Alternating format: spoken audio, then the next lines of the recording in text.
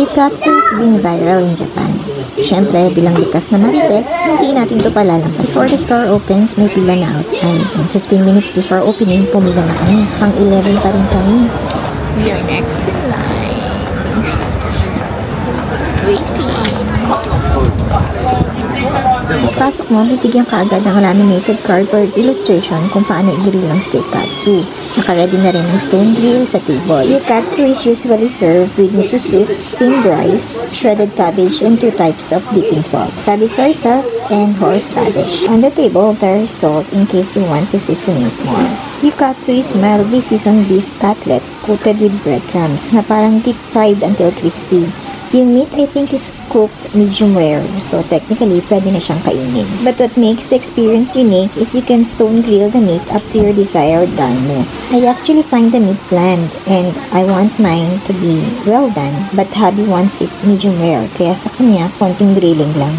We actually enjoy the experience. It's something new. And for the price of 1,400 yen, hindi na masama. May rice ka na, may salad, at meron ka pang dessert on the side. Ang sabi nila, it is recommended that you grill the exposed parts of the cutlet in 60 seconds. But then, at the end of the day, it's still your preference.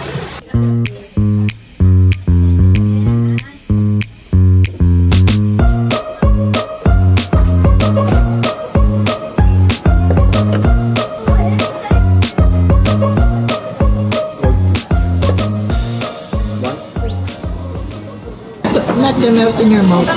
I expected type of beef. Meat. Pero okay na rin.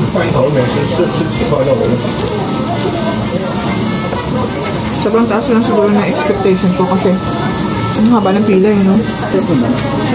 Pero hindi ganun parang ina-expect natin no? Kasi hindi naman siguro siya ramen. Most probably. Kasi ang expectation ko mala wagyu level.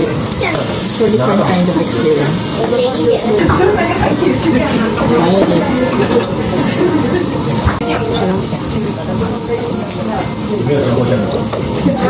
Sarap yung miso. Sarap yung miso. Nakapresos lang yung kaibigan na may maraming nag-iintay sa'yo. Ito labat. Kung naisipin nyo, kasi maghintay din naman tayo. So, dapat i-savor natin yung ating chance to eat. Yung lasa. Dito sa Japan, ang food bill ay ibinibigay kasabay ng pag-serve ng food. May kapirasong papel na ipinapatong sa table. Dadalhin mo ito sa payment counter kapag magbabayad ka na. Labas ka, tapos malungkot yung tsura mo. Labas ka na malungkot yung tsura mo.